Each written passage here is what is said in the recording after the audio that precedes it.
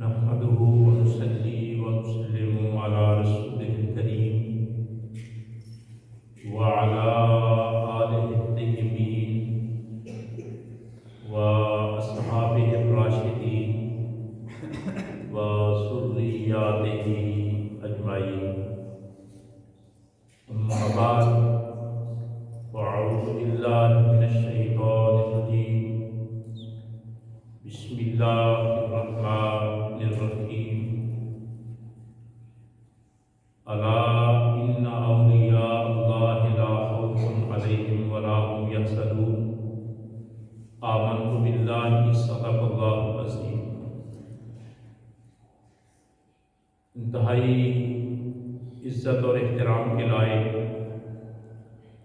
حاضرین و ناظرین، اللہ تعالیٰ جل شانہ وحدہ لا شریک کی حمد و ثنا کے بعد تمامی احباب انتہائی محبت کے ساتھ ازل و ابد کے حسین رحمت للعالمین شاہ مرسلین حسنین کے نانا سیدہ کے بابا ہادی برحق مرشد کامل سرور کائنات رحمت ہر دو عالم نور مجسم شفیع معظم شاہ خوباں ماہ حسینہ احمد مجتبیٰ جناب محمد مصطفیٰ صلی اللہ تعالی علیہ وآلہ وسلم کی پاک بارگاہ میں درود و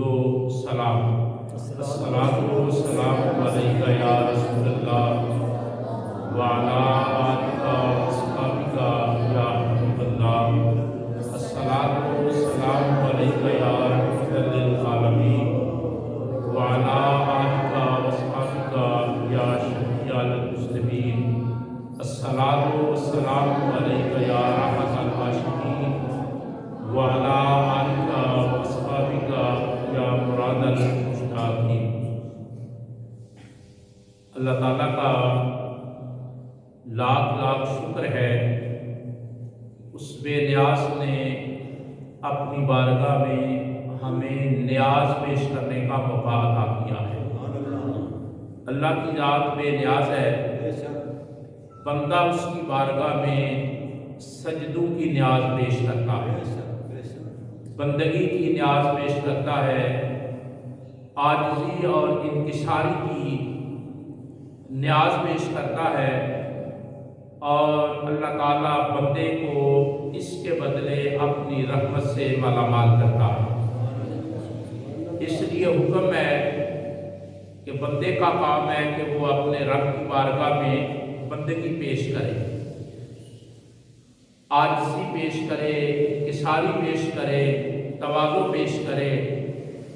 اور نبی اکرم صلی اللہ علیہ وسلم نے فرمایا اللہ اس بندے کو معاف فرما دیتا ہے جو رب کی بارگاہ میں عاجزی پیش کرتا ہے.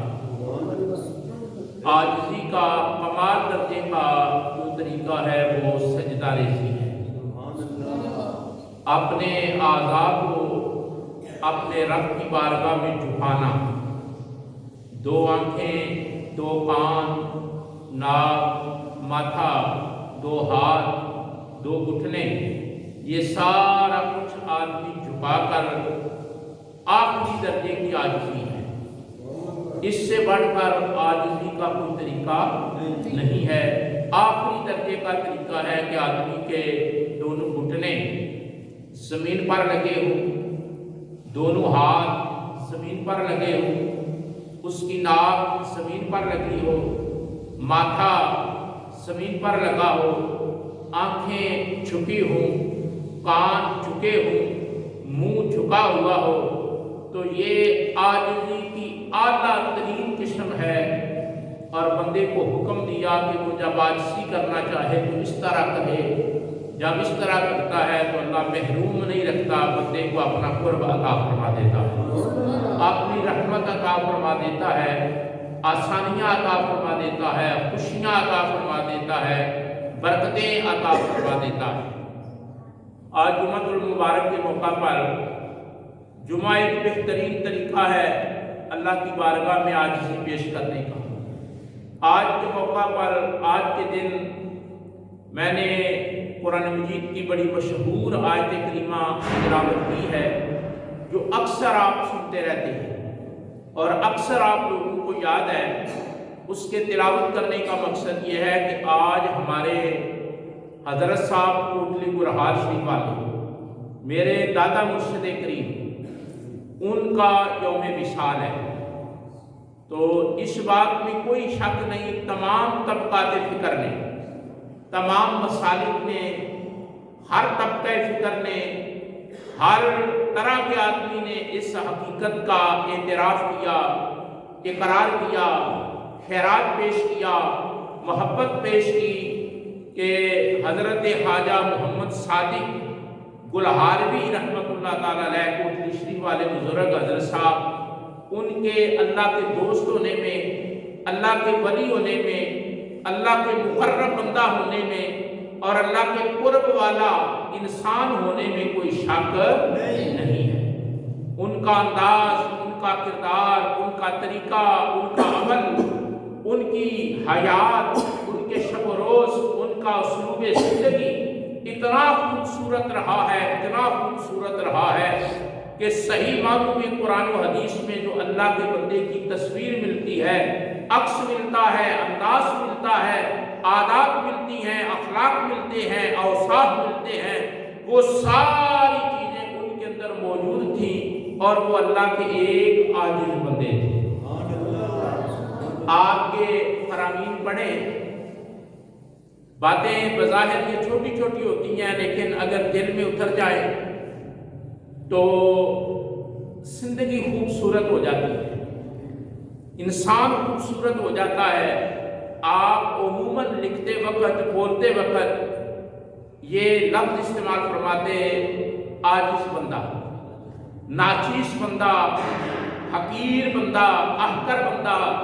ان الفاظ سے سارے کے سارے جو الفاظ ہیں، ان سے عاجزی جھلکتی ہے، انکساری جھلکتی ہے، ٹپکتی ہے، ظاہر ہوتی ہے، جس سے احساس ہوتا ہے کہ ان کے مطمع نظر ایک ہی بات تھی کہ عاجزی، انکساری، تواضع، تذلل، اس کو ظاہر کیا جائے کہ رب انسان پر خوش اس وقت ہوتا ہے جب انسان عاجزی کا تحفہ اپنے رب کی بارگاہ میں پیش کرتا ہے۔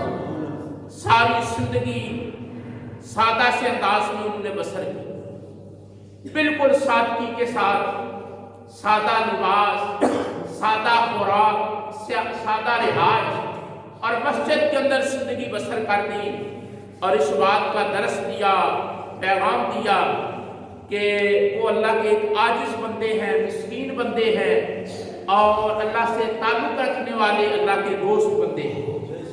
آج ان کا یوم وصال ہے، تو چونکہ ہمارا ایک روحانی تعلق ہے، اس مناسبت سے ہم نے فیصلہ کیا، اپنا ذہن بنایا کہ آج جو ہم گفتگو کریں گے وہ اللہ کے دوستوں کے بارے میں کریں گے، تاکہ یہ بات واضح ہو کہ اللہ کے دوست کون ہوتے ہیں، ان کی فکر کیا ہوتی ہے، ان کا مقام کیا ہوتا ہے، ان کا مرتبہ کیا ہوتا ہے، ان کی شان کیا ہوتی ہے، ان کا طریقہ اور سلیقہ کیا ہوتا ہے، ان کا رنگ اور ڈھنگ کیا ہوتا ہے، ان کے رہنے کا، ان کے بیٹھنے کا، ان کے اٹھنے کا انداز کیا ہوتا ہے۔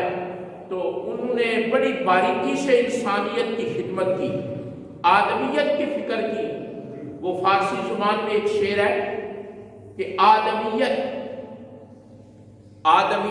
لحم و شحم و پوست نیز،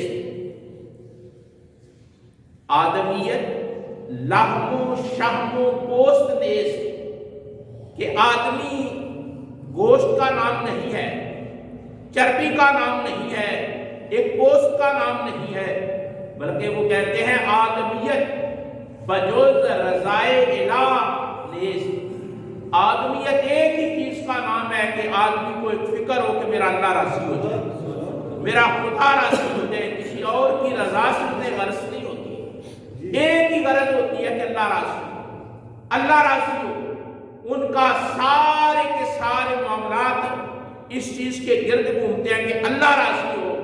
جب یہ فکر میں لگ جاتی ہے تو اللہ راضی ہو جاتا ہے، پھر پھر انہیں مالک بھی بنا دیتا ہے، مختار بھی بنا دیتا ہے، چارہ ساز بھی بنا دیتا ہے، مددگار بھی بنا دیتا ہے، اپنا قرب بھی عطا کر دیتا ہے۔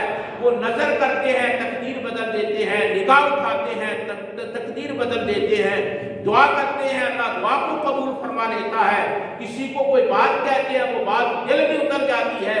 یہ ساری وجہ اس لیے ہوتی ہے کہ انہوں نے رب کو راضی کیا ہوتا ہے، رب انہیں تاثیر بھی عطا کر دیتا ہے اور تقدیر پر اختیار بھی عطا کر دیتا ہے۔ میں اس حوالے سے بات کرنے لگا ہوں کہ حضرت عمر بن عبدالعزیز کا جب دور تھا، آپ جب یہ بات سنیں گے ذہن میں بٹھائیں گے، چھوٹی سی بات ہے خوبصورت ہے، تو یقیناً آپ کو فائدہ ہوگا۔ آپ کا دور تھا حضرت عمر بن عبدالعزیز کا۔ بنو امیہ میں ایسا انسان کہ جسے دوسرا عمر کہا گیا، بنو امیہ میں بادشاہ کوئی اچھے نہیں گزرے، لیکن ان میں سے حضرت عمر بن عبدالعزیز بڑے شاندار کردار کے مالک گزرے ہیں۔ ان کا نام شو لیا جاتا ہے جس طرح حضرت عمر کا لیا جاتا ہے، جس طرح حضرت ابوبکر کا لیا جاتا ہے، جس طرح حضرت عثمان غنی کا لیا جاتا ہے، بلکہ بعد دانشمندوں نے، بعد سیرت لوگوں نے خلفائے راشدین میں ان کو شمار کیا ہے کہ ان کا طرز حکومت، ان کا اقتدار، ان کی اصطلاحات، ان کے کارنامے، ان کی خدمات اس قدر ہے جیسے خلفائے راشدین حضرت ابوبکر، حضرت عمر، حضرت عثمان غنی اور حضرت علی شیر خدا کی تھی، اسی طرح حضرت عمر بن عبدالعزیز نے اسلام کی خدمت کی۔ ہوا ایسا کہ ان کا دور تھا، بڑی قابل غور بات ہے، ان کا دور تھا حضرت عمر بن عبدالعزیز کا، اور پہلا دین کا مجدد بھی حضرت عمر بن عبدالعزیز کو کہا جاتا ہے۔ یہ بڑی ریسرچ والی بات ہے کہ پہلے مجدد کہتے ہیں ریکنسٹرکشن کرنے والا، نشاط ثانیہ کرنے والا، مردہ کو زندگی عطا کرنے والا۔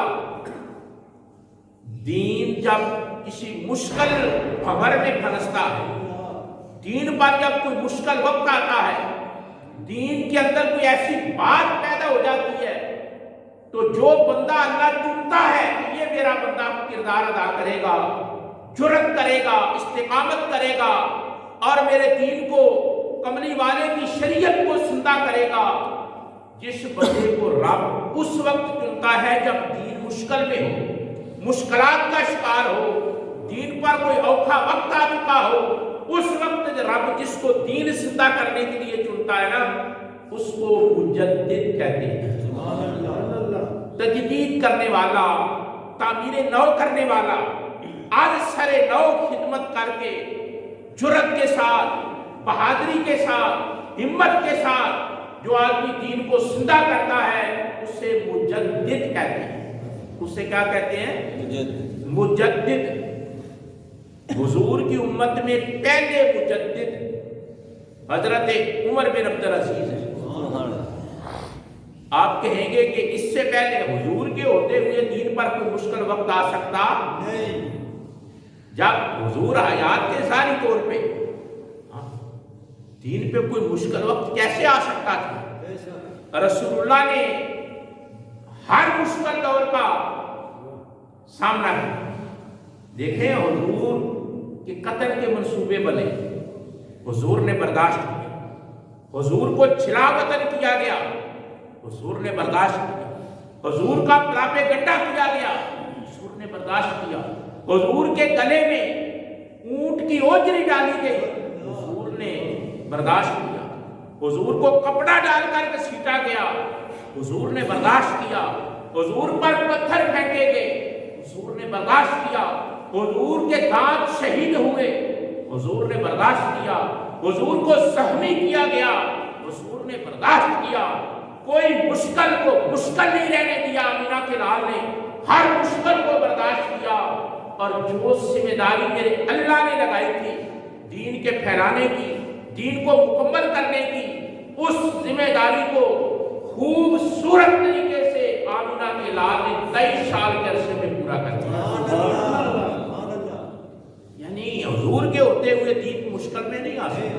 پھر جو لوگ حضور نے تیار کیے تھے، جنہیں صحابہ کرام کہا جاتا ہے، غلامان مصطفیٰ کہا جاتا ہے، شاگردان رسول کہا جاتا ہے، وہ جماعت جو میرے آقا نے تیار کی تھی، ایک بندہ بھی اس جماعت میں جب تک رہا دین پر کوئی حملہ کسی کی مجال میں. اس نقطے کو آپ نے سمجھنا ہے کہ حضور صلی اللہ علیہ وسلم کے ہوتے ہوئے دین پر کوئی مشکل ٹھہر،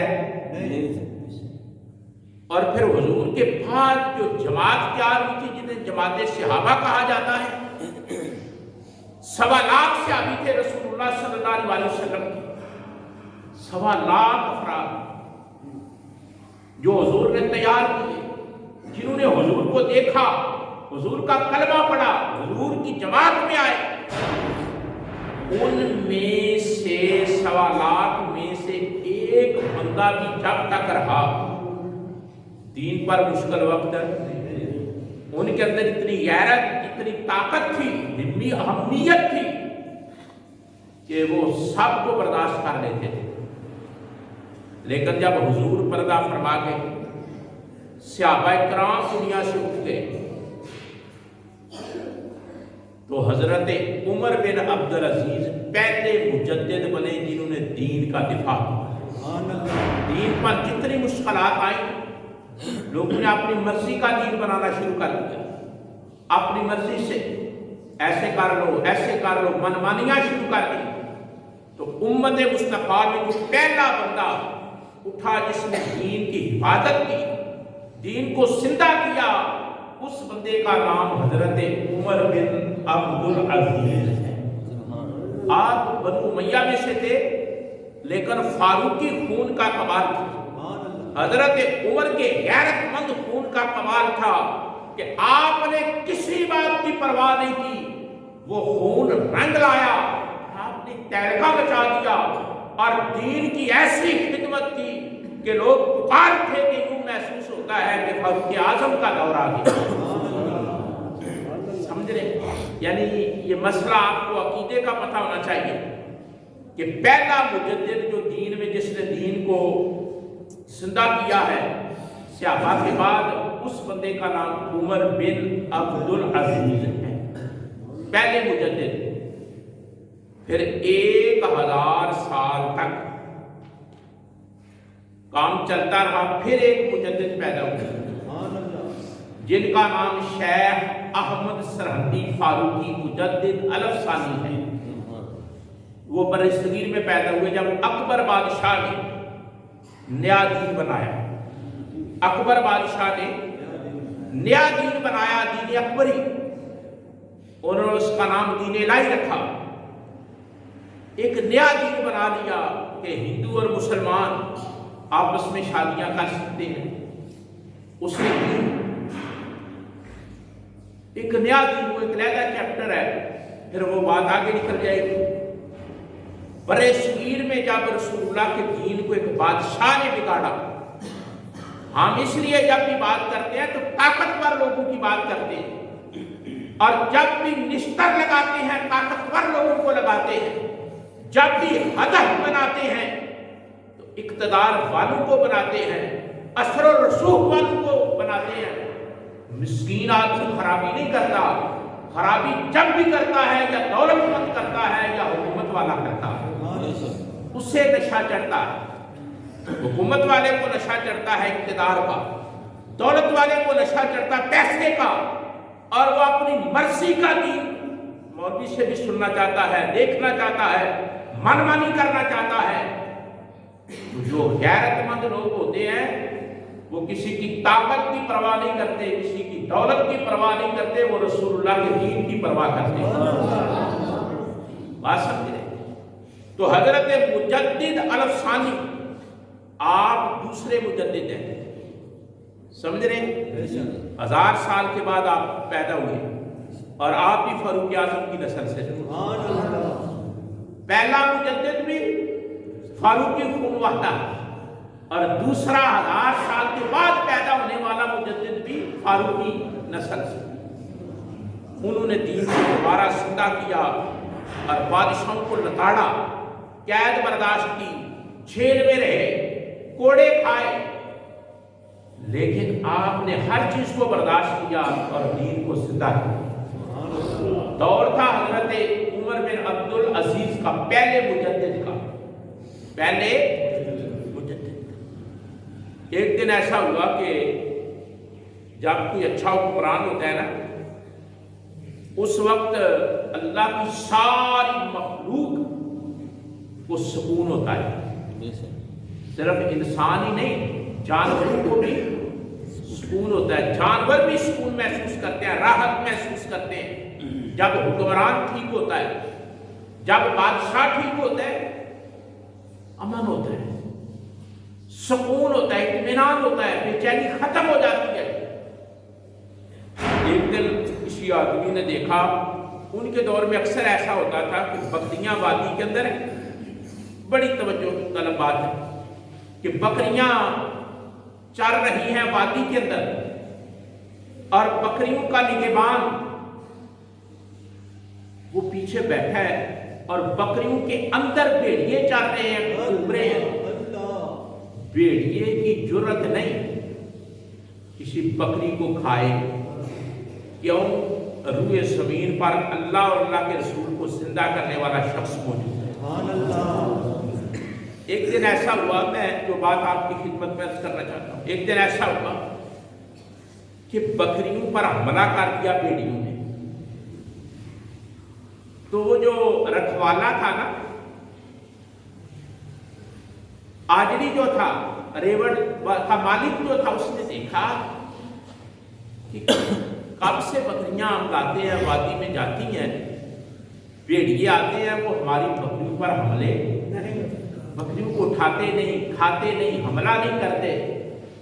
آج کیا ہوا ہے کہ بھیڑیے نے ہماری بکریوں پر حملہ کر دیا، بکریاں اٹھا لی ہیں۔ تو وہ جو چرواہا بیٹھا تھا نا، اپنی بکریوں کے پیچھے ضرورت محسوس نہیں ہوتی تھی جانوروں کے پیچھے بھاگنے کی، اس لیے کہ حکمران ایسا تھا۔ ایسے انسان کے ہاتھ میں باغ دوڑ تھی جو اللہ کا ڈر رکھتا تھا، خوف رکھتا تھا، نیک انسان تھا، اور اس کی برکت تھی کہ پوری روئے زمین پر امن ہے۔ وہ جب بکریوں پر حملہ ہوا نا، بھیڑیوں نے حملہ کیا، تو اس نے دوسرے ساتھ جو بکریاں چرا رہا تھا نا، اس کو آواز دی۔ اس نے کہا بکریوں کا خیال کر، اس کی بکریوں پر بھی حملہ ہو گیا۔ اس نے کہا ادھر بھی آج تک کبھی ایسا نہیں ہوا، بھیڑیے پھرتے رہتے، آتے جاتے رہتے، کبھی ایسا نہیں ہوا۔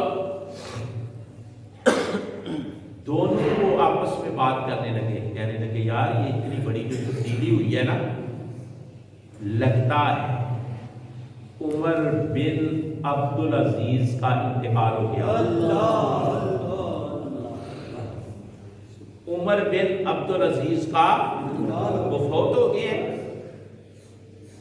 اور یہ جو بھیڑیوں کو جرت ہوئی ہے نا، اس لیے ہوئی ہے کہ عمر بن عبدالعزیز فوت ہو گئے، ورنہ ان کا انداز حکومت، ان کی زندگی، ان کا طرز حیات، ان کے اخلاق، ان کے معاملات وہ اتنے شاندار تھے کہ ہم جنگل میں بھی امن محسوس کرتے تھے۔ انہوں نے کہا بکریوں کی خیر مناؤ، ان کی حفاظت کرو۔ جب وہ شام کو آئے، انہوں نے پوچھا کوئی خبر شہر سے؟ انہوں نے کہا کہ عمر بن عبدالعزیز لوگوں نے بتایا کہ آج ان کا انتقال ہو گیا۔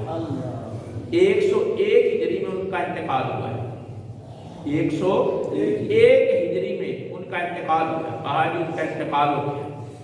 آجری جو تھے، بکریاں چرانے والے جو تھے، ریوڑ پالنے والے جو تھے، وہ بھی کہتے تھے جب تک عمر بن عبدالعزیز کا دور حکومت تھا، ہمیں جنگل میں بھی امن تھا۔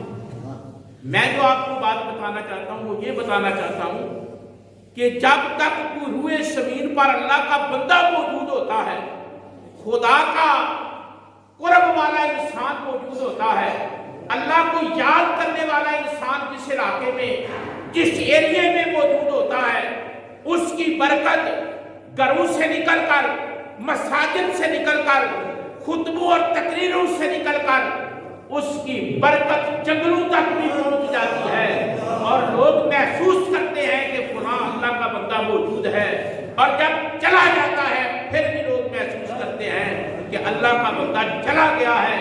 ہمارے حضرت صاحب کوٹلی شریف والے جن کا آج یوم وصال ہے، ایسے انسان تھے ضلع کوٹلی کے اندر سب سے زیادہ مرزئی تھے، پورے آزاد کشمیر میں سب سے زیادہ مرزئی قادیانی ضلع کوٹلی میں تھے۔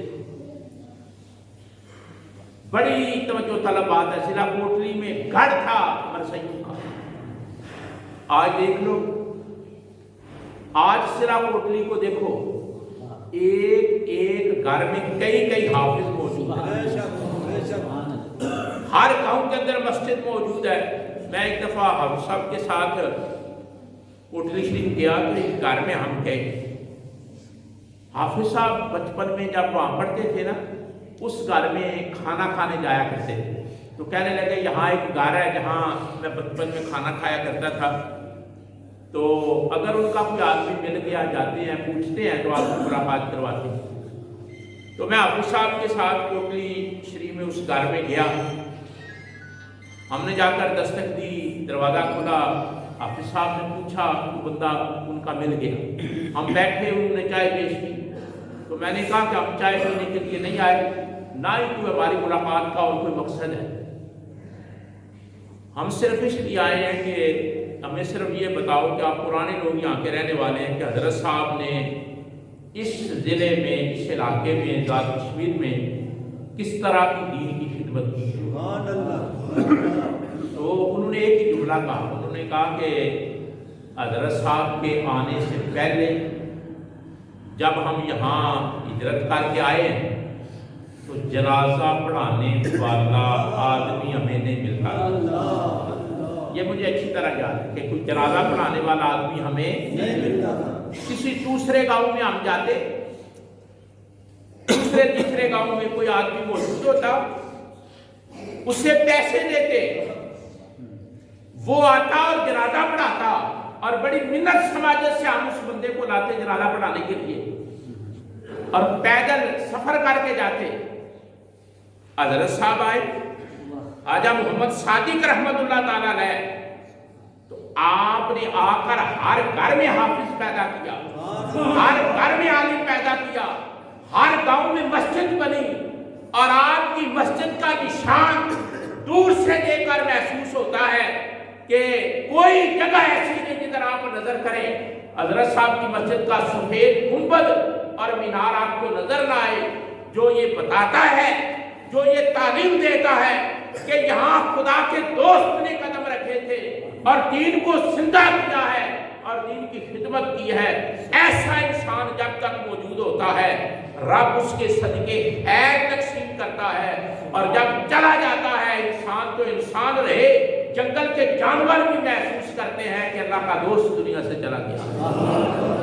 ایک حدیث میں آتا ہے کہ جب اللہ کا دوست دنیا سے جاتا ہے نا، کوئی اللہ کا بندہ، وہ سادہ سے لباس میں ہوتے تھے حضرت صاحب، کوٹلی والے حضرت صاحب سادہ سے لباس میں ہوتے تھے، دھوتی پہنتے تھے اور سادہ سا کرتا، کوئی زیادہ ساجدہ نہیں تھی، سادگی کی انتہا کی تصویر، لیکن دین کا درد اتنا کہ میں نے کشمیر کی تاریخ میں پڑھا ہے، ویسے نہیں ہم بات کرتے، کشمیر کی تاریخ میں نے پڑھا ہے، اور ہو سکتا ہے آپ میں سے کسی نے نہ پڑھا ہو کہ ضلع کوٹلی میں سب سے زیادہ قادیانی تھے، مرزئی تھے۔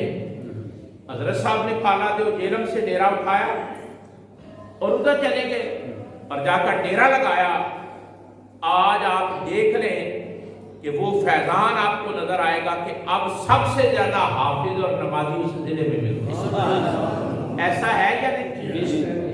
اور آپ ان بندوں کو دیکھیں، آپ ان بندوں کو دیکھیں جو بندے انہوں نے پالے ہیں، پرورش کی ہے، جن کو پڑھایا ہے، سکھایا ہے، سلجھایا ہے، سدھایا ہے۔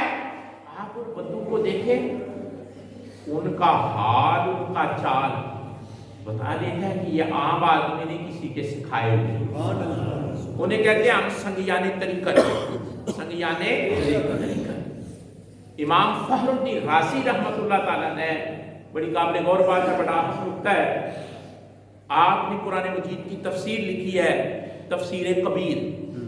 امام فخر الدین رازی رحمۃ اللہ تعالیٰ نے قرآن مجید کی تفسیر لکھی ہے، اور عالم اتنے بڑے تھے، اتنے بڑے عالم تھے کہ اپنا پاؤں زمین پر ایسے اٹھا کر لگاتے، دباتے اور فرماتے مجھ جیسا عالم ماں نے نہیں جنا۔ یعنی عالم اس قدر تھے، میں بات بتانے لگا ہوں، ایسے پاؤں اٹھاتے اور زمین پر مارتے اور رعب سے فرماتے کہ مجھ جیسا عالم ماں نے نہیں جنا۔ جب انہوں نے تفسیر لکھنا شروع کی نا تو صرف بسم اللہ الرحمن الرحیم اس پر 500 مسئلہ لکھا۔ بسم اللہ الرحمن، کتنے مسئلے لکھے؟ 500 مسئلہ لکھا، اور پھر نیچے ایک جملہ لکھا۔ امام فخر الدین رازی کی تفسیر کبیر، جب بسم اللہ شریف پاک انہوں نے قلم اٹھایا تو 500 فقہی مسئلہ لکھا کہ یہ بھی مسئلہ ہے، یہ بھی مسئلہ ہے، یہ بھی مسئلہ ہے۔ آدمی گنے نا تو 500 تک جائے سٹی گم ہو جاتی ہے، لیکن اللہ نے بڑا علم دیا تھا امام فخر الدین رازی کو۔ 500 بسم اللہ شریف کا مسئلہ لکھنے کے بعد نیچے ایک جملہ لکھا۔ میں نے نا آج تفسیر صبح کے وقت تفسیر رازی کو آسٹریلیا کی لائبریری سے نکالا۔ نماز فجر کے بعد میں نے آسٹریلیا کی ایک لائبریری ہے وہاں سے اس تفسیر کو نکالا، ٹھیک ہے، اور نکال کر میں نے اس کو پڑھا۔ اس کے نیچے میں نے ایک کتاب میں پڑھا تھا کہ انہوں نے جملہ لکھا ہے۔ میں نے کہا میں دیکھوں کہ وہ جملہ کیسے لکھا ہوا ہے۔ تو وہ تفسیر بڑی قیمتی تفسیر ہے اور بڑی لینتھی تفسیر ہے، تفسیر کبیر، نام ہی اس کا تفسیر کبیر ہے۔ تو جب میں نے دیکھا تو 5 مسئلے کے بعد انہوں نے آخر میں لکھا ہوا ہے کہ اختصار تو یہ ہے کہ میں نے مختصر کیا ہے، میں نے مختصر کیا۔ صرف بسم اللہ پر کتنے مسئلے لکھے؟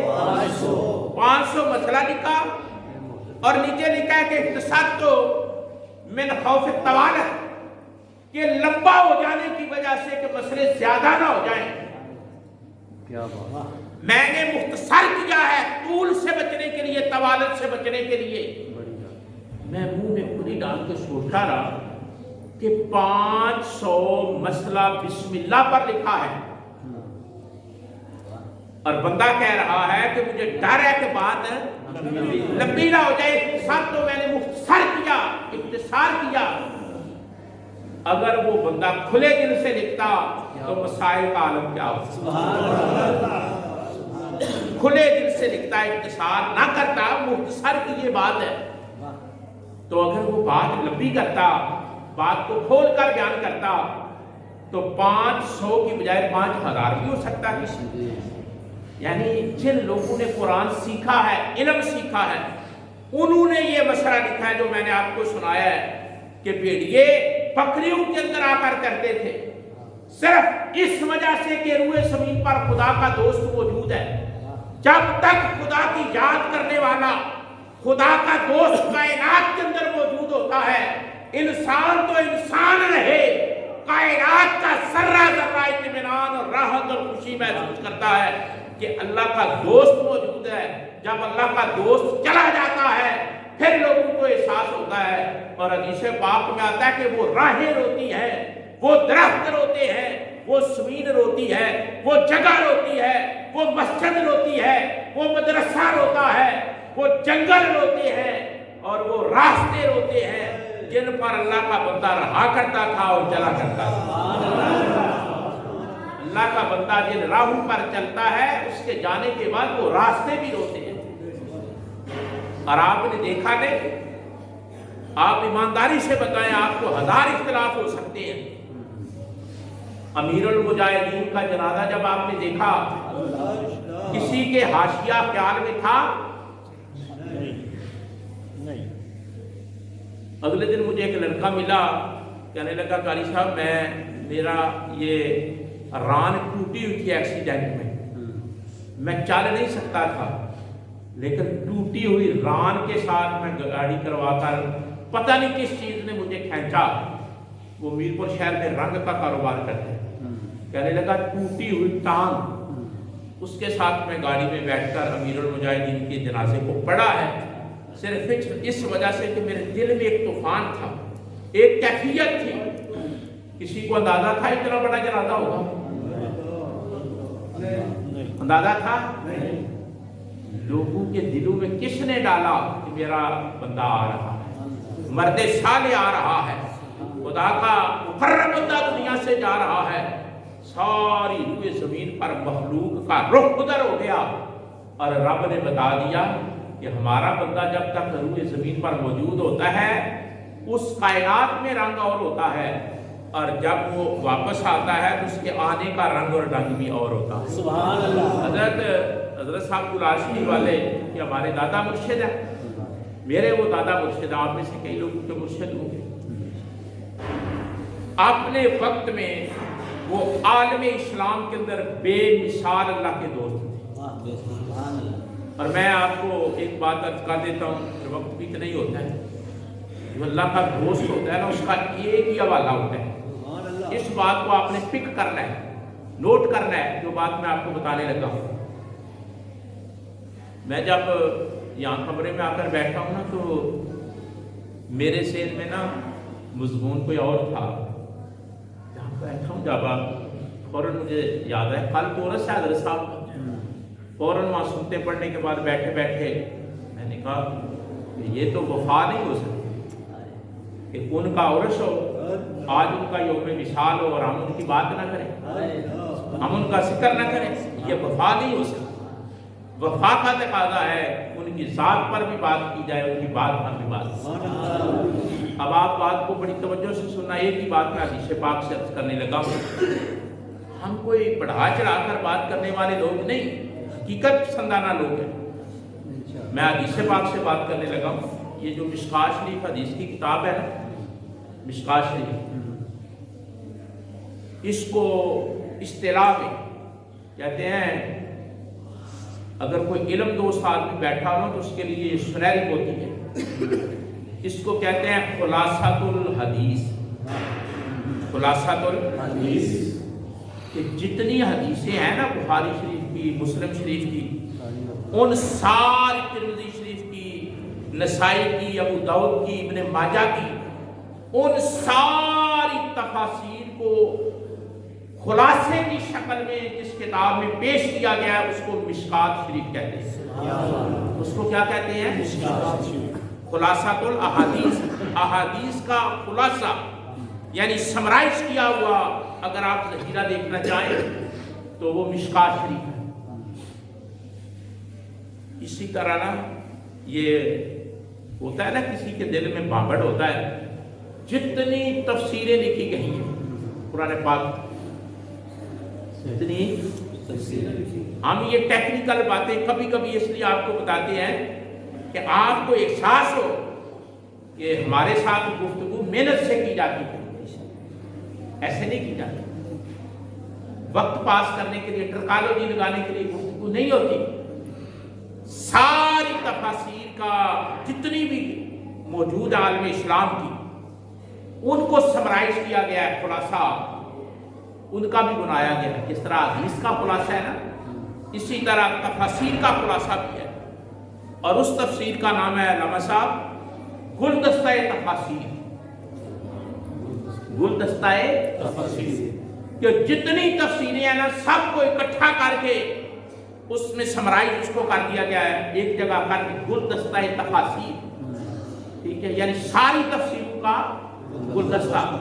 اور احادیث کا گلدستہ، ساری احادیثوں کا نچوڑ مشکات شریف خلاصۃ الاحادیث، اس کے اندر یہ حدیث پاک ہے کہ حوالہ کون سا ہوتا ہے انسان کا، کس بات میں فخر کام آتا ہے، کون سا حوالہ کام آتا ہے زندگی میں بھی اور آخرت میں بھی۔ آپ جا کر کہیں قبر میں فرشتوں سے کہ میں فلاں برادری کا آدمی ہوں، کوئی حیا ہوگا؟ یہ یہاں کی باتیں۔ آپ جا کر کہیں میری اتنی زمین تھی، بتاؤ قبر میں فرشتوں کو جا کر آپ روک ڈال سکتے ہیں کہ میری اتنی زمین تھی؟ میں بینک چاہنے پیسے چھٹ آیا، لڑائی کا منڈ پایا نسلوں تک، کوئی حوالہ ہو سکتا ہے؟ میری اتنی کوٹھیاں کی کوئی حوالہ ہو سکتا ہے؟ میری اتنی گاڑیاں کی کوئی حوالہ ہو سکتا ہے؟ اسی علاقے کے بڑے بڑے چودھری سے کوئی حوالہ ہو سکتا ہے؟ یہ سوچنا پڑے گا۔ اور وہاں علم کا بھی کوئی حوالہ نہیں ہو سکتا کہ آدمی کہ میں بڑا پڑھے گل، وہاں پھر حوالہ کون سا ہوگا؟ مرنے کے وقت ملک الموت کھڑا ہوگا، آپ کون سا ریفرنس دے سکتے ہیں کہ میں کیا ہوں؟ قبر کی تاریکی ہو، آپ کون سا حوالہ دے سکتے ہیں؟ پل صراط سے گزرنا چاہتے ہو، آپ کون سا حوالہ دے سکتے ہیں؟ میزان پہ جائیں، حوض کوثر پہ جائیں، کون سا حوالہ دے سکتے ہیں؟ اور اپنے رب کی بارگاہ میں جائیں، کون سا حوالہ دے سکتے ہیں؟ میں وہ حوالہ آپ کے سامنے رکھنے لگا ہوں کہ کوئی نہ دولت، نہ علم، نہ نسب، نہ کوئی چیز کام نہیں آئے گی، ایک حوالہ کام آئے گا، اور وہ حوالہ کیا ہے؟ وہ حوالہ ایسا میں ایسے رہ جانی ہے، وہ جو حوالہ کام آنا ہے وہ سنیں کیا ہے۔ مشکات شریف میں حدیث پاک ہے باب الکرامہ میں، میں آپ کو باب بھی بتا رہا ہوں، کتاب بھی بتا رہا ہوں، اس کے کوالٹی بھی بتا رہا ہوں، آپ کے ذہن میں یہ نہ ہے کہ یہ آج کل ایک بڑی پرابلم پیدا ہو گئی ہے، تقریرہ جمعے شمعے کرنے والے لوگ بھی نیٹ سے بہتے ہیں، کوئی کسی مولوی نے سنایا تھا تو اگے جا کے جمعے سے چٹ گل سنائی تھے، وہ کہیں پایا نہ آپ پتا بھی کی ہے نہ آگے پتا بھی کی ہے، ٹھیک ہے، نہ آپ کو پتا کہ کسی کی گل سنی انہوں کے کر دیتا، ایسی ضرورت نال پھر گل ہوتی، ایسی ضرورت نال گل کرنے واسطے تو پھر طے تک کرنا پڑتا ہے۔ مشکات شریف باب الکرامہ، کرامت والا باب، اور 6 صدیاں پہلے، 6.5 صدیاں پہلے یہ کتاب لکھی گئی ہے، اور لکھنے والا شافعی مسلک کا ہے، شافعی مسلک کا لکھنے والا ہے، سنت ہے شافعی مسلک، انہوں نے لکھا ہے، اور لکھا کیا ہے؟ لکھا یہ ہے کہ روم کا جنگل تھا اور بندہ مدینہ شریف کا ہے۔ جنگل کون سا تھا؟ روم کا، اٹلی نو آختے ہیں روم، آج کل جی اٹلی ہے نا یہ روم آختے ہوتے سن، یہ ذکر قرآن مجید میں بھی اٹلی کا ذکر ہے، اور پوری صورت ایک اٹلی تے۔ اگلی گل بھی تمہیں دسیے، جس ویلے سانو پڑھاتے سن نا استاد، ہوں تو وہ پڑھائی بھی وہ نہیں رہی، ہوں تو درساں بھی سکولوں سے کالجاں یونیورسٹیاں بھی وہ لیول نہیں رہا۔ اگے جب استاد پڑھاتے سن تو ہر چیز کھول کے بیان کرتے سن، ہوں جب منڈے پڑھ کے آتے ہیں تو پوچھ رہے ہو فلانی کتاب پڑھی ہے، فلانی بحث پڑھی ہوتے نہیں، ایویں تھوڑا جہا پڑھیا امتحان ہوا تو کہ چل میں تو ہوں بھی تھی اگے چڑھو، ہوں بھی تھی اگے چڑھو، پار نہیں چڑھل۔ پہلے استاد محنت کرواتے، ہمارے استاد بتایا کرتے تھے، توجہ فرمایا کرتے تھے کہ قرآن مجید میں تمام علوم موجود ہیں، یہ دعویٰ خدا ہے۔ تو پڑھاتے یہ بات بھی ہمیں اچھی طرح یاد ہے کہ ہمارے اساتذہ نے بتائی تھی کہ سورہ روم، اٹلی، اس کا ذکر موجود ہے، یعنی قرآن کے اندر جغرافیہ بھی موجود ہے۔ علم البلدان، یہ مجھے اپنے استادوں کا ابھی بھی یہ لفظ یاد ہے، علم البلدان، کہ شہروں کا علم موجود ہے، تہذیب المدن، شہروں کا کلچر موجود ہے۔ آپ فرمایا کرتے تھے کہ قرآن میں غوطہ لگانے والا ہو، پڑھنے والا ہو، شہروں کے نام بھی موجود نظر آئیں گے، ان کے رہن سہن کے انداز بھی نظر آئیں گے، اور وہاں کس وقت میں کیا تھا اللہ ہر چیز کا ذکر فرما دیا۔ روم کا جنگل تھا، روم کا جنگل، تو گزرنے والا صحابی رسول جنگل سے گزر رہا ہے، شیر نے حملہ کر دیا، شیر نے درندہ ہے اس نے حملہ کر دیا۔ جب شیر نے حملہ کیا سامنے سے آ رہا ہے، اس ویلے شاید کول کوئی نہیں، اوتھے صحابی رسول نے فیصلہ کیتا کہ میں ہن آکھنا کی، میں شیر نال بھڑنا کہ اینو دور کس طرح کرنا ہے، بچنا کس طرح ہے۔ وہ یہ بھی آکھ سکتے سن کہ میں بڑا، وہ صحابی رسول عالم ہی سن کہ میں بڑا بڑا عالم ہوں، انہوں نے یہ گل ہے، یہ گل ہے، یہ بھی آکھ سکتے سن کہ میں صحابی رسول ہوں، بڑا رتبہ رینک دا بھی حوالہ نہیں دیتا، وہ ایک گل دے کہ میں صحابی تو بڑا بڑا حوالہ ہے نا، نبیاں تو بعد صحابی دا درجہ ہے، یہ رینکنگ ہے، وہ دا ہے، یہ دا حوالہ بھی مجاہد بڑے بڑے سن، وہ آخ دے اوے شیرا تینوں نہیں پتا میں بڑا بڑا مجاہد ہوں، میں فلانی جنگ چ بھی گیا، فلانی جنگ چ بھی گیا، قرآن بڑا سونا پڑھ دے سن، آخ دے میں چوٹی دا کاری ہوں، کوئی حوالہ تے سردار سن، آخ دے میں چودھری ہوں، کوئی حوالہ نہیں دیتا، پھر کیڑا حوالہ جیتا ہے؟ علم دا حوالہ نہیں جیتا، نسب دا حوالہ نہیں جیتا، برادری دا حوالہ نہیں جیتا، شہر دا حوالہ نہیں جیتا، اپنے جناب کسے فن دا حوالہ نہیں جیتا۔ جس ویلے شیر سامنے حملہ کیتا آپ کی گل آپ نے فرمایا یا ابل حارث، یا ابل حارث، او شیرا، اب آپ نے باپ کو حارث ایک کنیت جو دی ابل حارث، شیر کو آپ علامہ صاحب شوکت صاحب دے صاحبزادے بیٹھے نے، میرے دھیان کرو،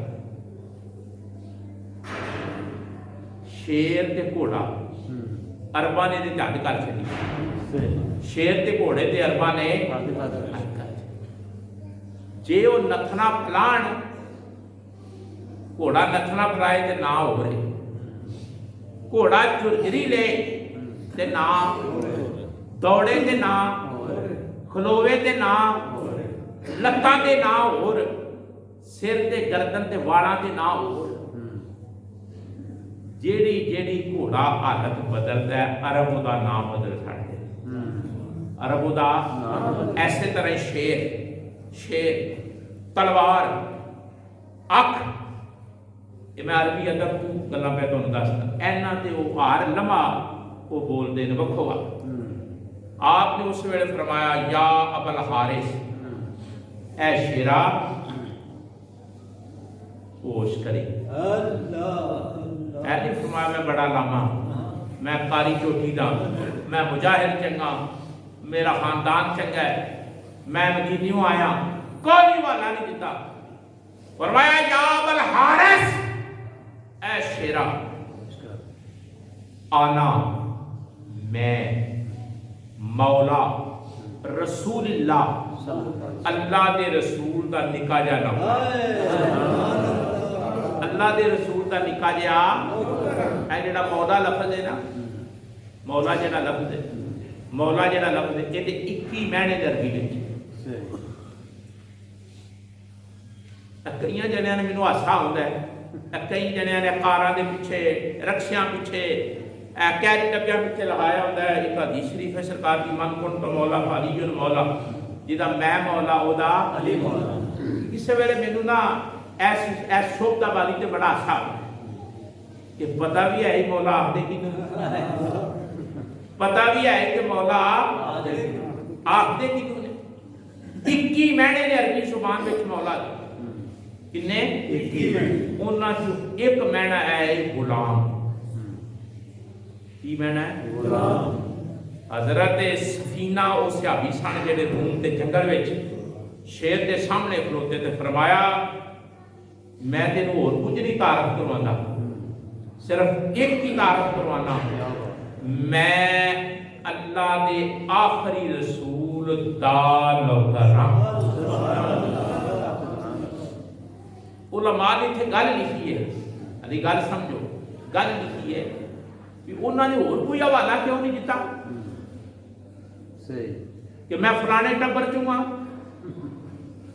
ساری برادری بڑی ہے، میں بڑا مالدار ہاں، میں بڑا مجاہد ہاں، میں قرآن چنگا پڑھنا، عالم چوٹی دا۔ فرمایا این سارے حوالے تھلے رہ جاندے، سارے حوالے تے کوئی علم دا بندہ آکھے میں بڑا بڑا عالم ہاں تے ضروری اگلا یا کرے انہوں علم دی ہوا ہی نہ لگی ہوئے،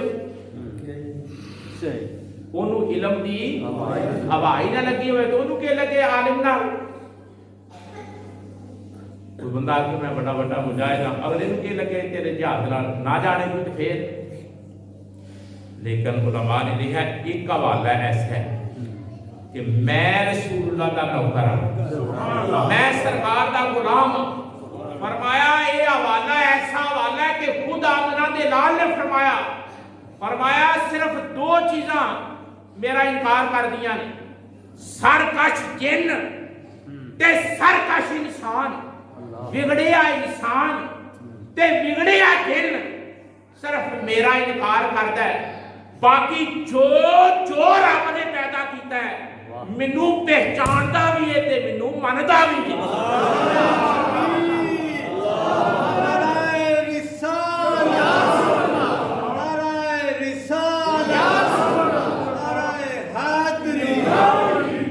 خود حضور نے فرمایا بگڑیا انسان سرکش ہو جائے، سرکش کدوں ہوندا ہے جدوں عقل کے فطور آوے،